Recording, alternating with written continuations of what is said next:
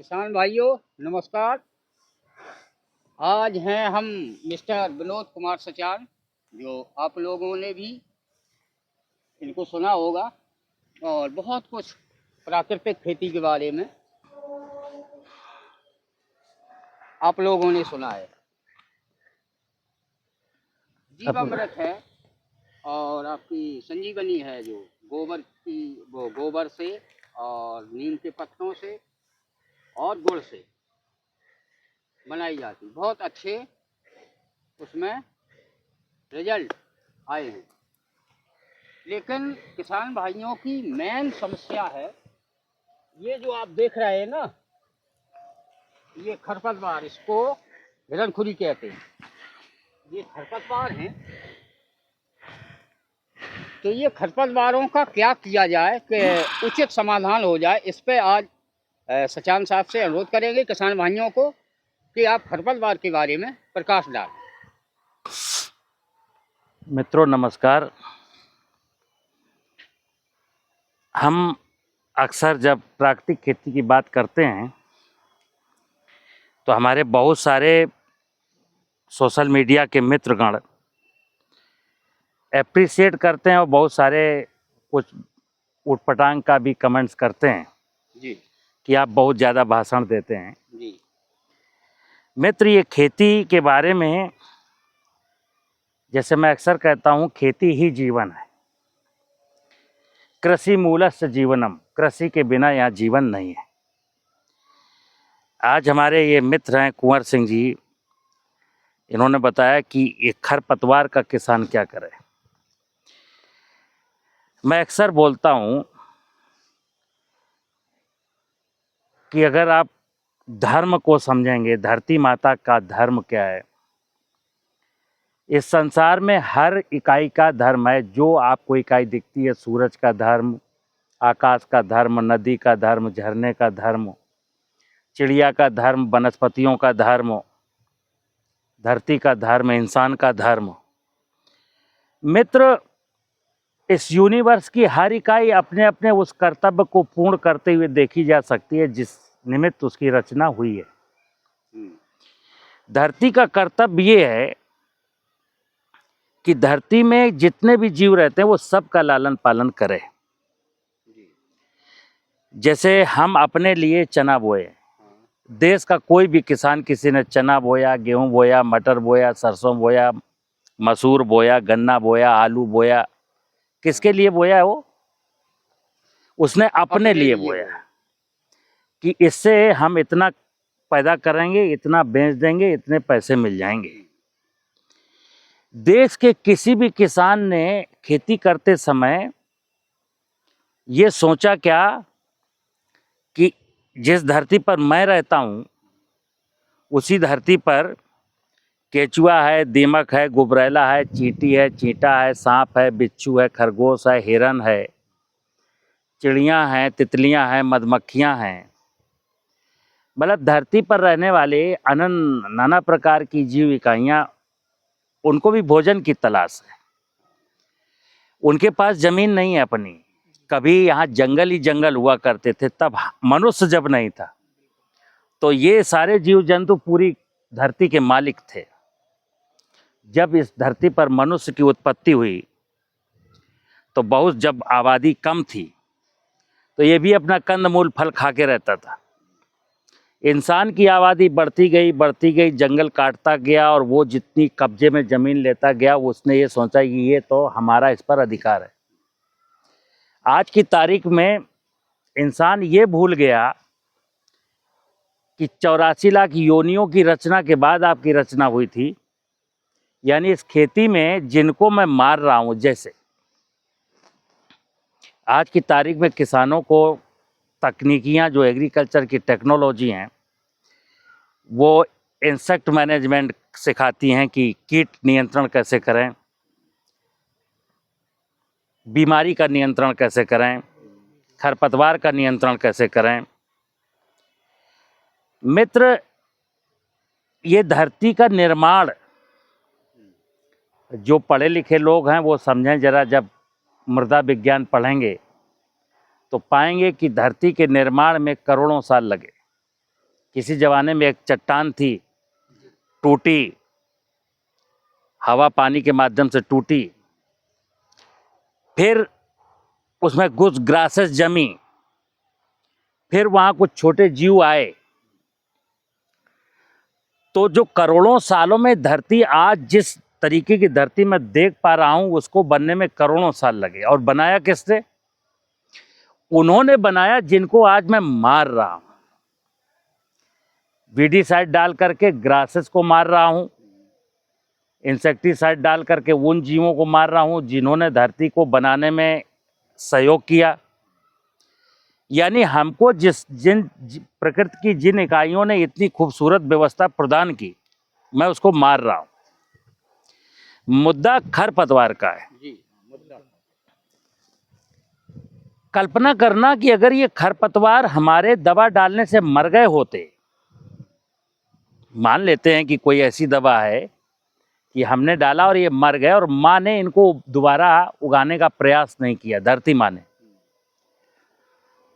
तो खरपतवार जैसे ही मर जाते तो मनुष्य को चना मिलता और चीजें सब विलुप्त हो जाती, और फिर धीरे से मनुष्य भी विलुप्त हो जाता। तो देखिए, हम अज्ञान हैं, हम मनुष्य लोग अज्ञान में विचरण कर रहे हैं।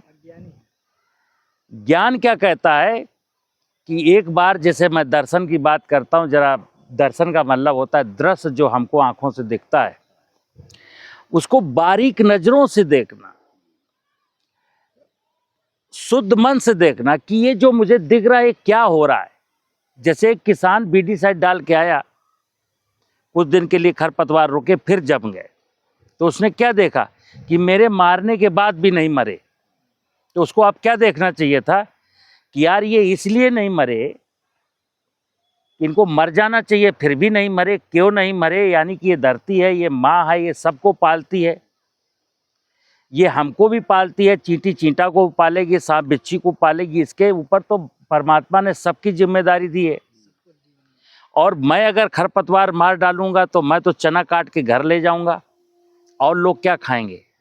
धरती के जीव जो और हैं उनका क्या भोजन होगा? तो देश के किसान भाइयों से निवेदन है कि कहा गया कि मनुष्य इस धरती पर परमात्मा की सबसे सुंदर रचना है। ये भी कहा गया है मनुष्य इस धरती रूपी बगिया का माली है। माली का मतलब होता है मैनेजर। एक अच्छा किसान, एक अच्छा नीति निर्माता, एक अच्छा साइंटिस्ट जब अच्छा सोच रखता है तो ये देखता है कि व्हाट इज मैनेजमेंट, हमको क्या मैनेज करना है। तो हमको एग्रोनॉमी की परिभाषा में लिखा है कि एग्रीकल्चर का मतलब है भूमि का एवं फसलों का ऐसा मैनेजमेंट जिससे मेरी जरूरतें पूरी हो जाएं, लेकिन जमीन की, प्रकृति की किसी भी व्यवस्था पर कोई प्रतिकूल प्रभाव ना पड़ने पाए। यही मनुष्य का धर्म है, यही मनुष्य का कर्तव्य है। हम चने को लाइन से बोएं। अगर मान लो चना बोया है, इसमें बीट्स बहुत होते, हम चने को लाइन से बोएं 90 सेंटीमीटर या 60 सेंटीमीटर, और बीच में हैंड हो चला करके खरपतवारों को मैनेज कर लें। या हम घर में पशु पालें और खरपतवारों को उखाड़ करके ले जाएं, पशु को खिलाएं। तो हमारी कृषि में जब तक पशु थे तब तक खरपतवार समस्या नहीं थे। आप 50 साल पहले का इतिहास देखेंगे तो खरपतवार प्रॉब्लम नहीं थे, खरपतवार सॉल्यूशन थे। हमारे पशुओं का भोजन बनते थे, पशुओं का दूध बढ़ता था, और उसके बाद वो गोबर लौट के फिर इस खेत में आता था। आज चूंकि मैंने पशुपालन बंद कर दिया तो खरपतवार मुझको समस्या नजर आते। तो सुनिए, खरपतवार पशुओं का ही भोजन नहीं है। अगर पशु नहीं है तो कोई बात नहीं, हम खरपतवारों को वीडीसाइड डाल के नहीं मारेंगे, हरगिज नहीं मारेंगे दोस्त। हम खरपतवारों को हाथ से उखाड़ेंगे और यहीं डाल देंगे। क्योंकि धरती, ये जो चना बोया है, चने को भी भोजन चाहिए। तो मैं अक्सर कहता हूं कि एक इकोसिस्टम जो है, कि जमीन में पोषण कहां से आएगा?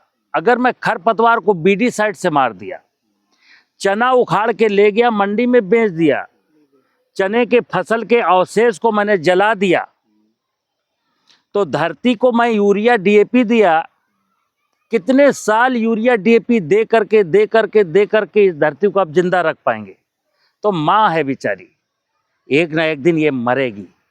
जैसे कि आज की तारीख में इस जमीन में 1% जीवांश कार्बन कम से कम होना चाहिए, और जब 1% जीवांश कार्बन था तब इस देश को सोने की चिड़िया कहा जाता था। तब देश में कोई किसान सुसाइड नहीं करता था, तब खेती में कोई घाटा नहीं था। आज देश का उत्पादन बहुत बढ़ गया, लेकिन हकीकत किसान की देखी जाए तो जिस खेत में वो 10 कुंटल पैदा करता था, 30 कुंटल पैदा करता है, यूरिया डीएपी डाल करके, मतलब प्रेशर दे करके, इंजेक्शन लगा करके।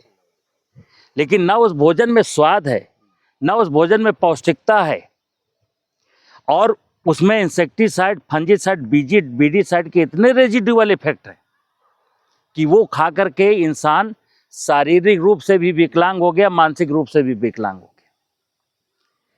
तो मित्र, खेती आने वाली पीढ़ियों के लिए करनी है। खेती में हमें ऐसा कोई काम नहीं करना है कि मैं तो लखपति बन जाऊं, लेकिन मेरी संतानें मेरे मरने के बाद यहाँ कटोरा लेके ऑक्सीजन की, पानी की, अनाज की भीख मांगे। तो जमीन जिंदा रहेगी तो इंसानियत जिंदा रहेगी। अगर ये जमीन मर गई तो यहाँ बचने वाला कुछ नहीं है। और आज भी दोस्त कुछ बचा नहीं है। आपने बेशक 2 लाख रुपए का फसल बेचा, 4 लाख रुपए का फसल बेचा, गारंटी के साथ कहता हूँ, मैं किसी किसान को, किसी अमीर को, किसी नेता को, किसी अभिनेता को मैं मुस्कुराते हुए नहीं देख पाता। कोई हंस नहीं रहा, किसी के परिवार में सामंजस्य नहीं है। मतलब अगर आप किसी के धनाढ्य के घर में अंदर जाके झांकेंगे तो देखेंगे कि वो बहुत ज़्यादा प्रॉब्लम में है। क्यों?